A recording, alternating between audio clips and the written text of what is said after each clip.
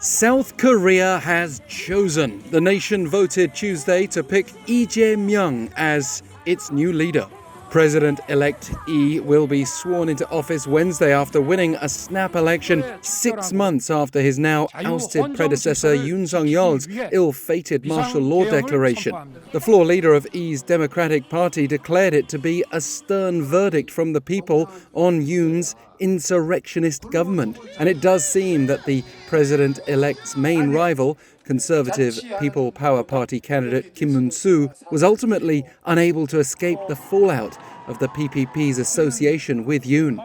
Having been the clear frontrunner leading up to the election, Lee was declared the winner by the nation's major media outlets before midnight, and he'd taken almost 50% of the votes cast as of 1 a.m.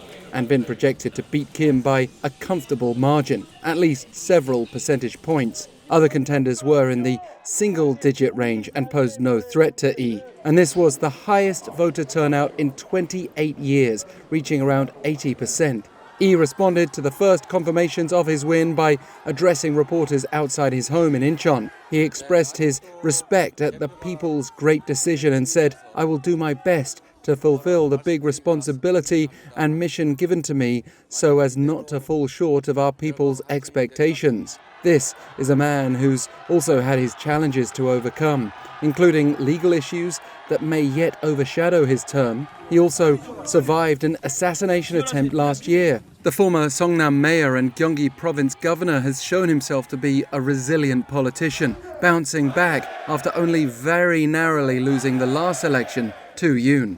Lee is the standard bearer for the liberal cause, like former President Moon Jae-in, who famously sought peace with North Korea through dialogue during the administration immediately before Yoon Suk-yeol took office 3 years ago. At present, it remains uncertain whether Lee will be able to engage in meaningful dialogue with North Korea, which appears to be increasingly committed to its ties with Russia.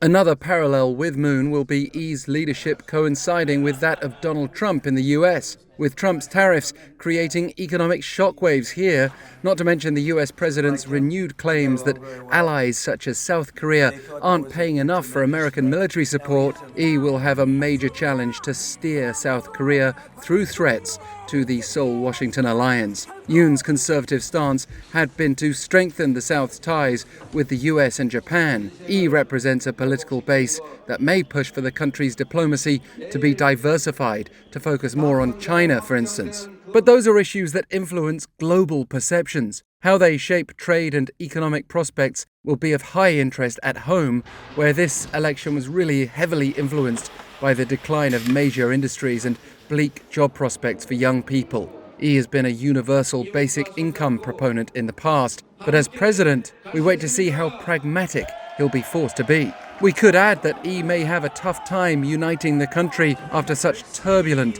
and divisive times. For now, the president-elect has the benefit of a National Assembly in his favor, which Yoon Suk-yeol lacked, and that could help him lay down his leadership footprint pretty quickly.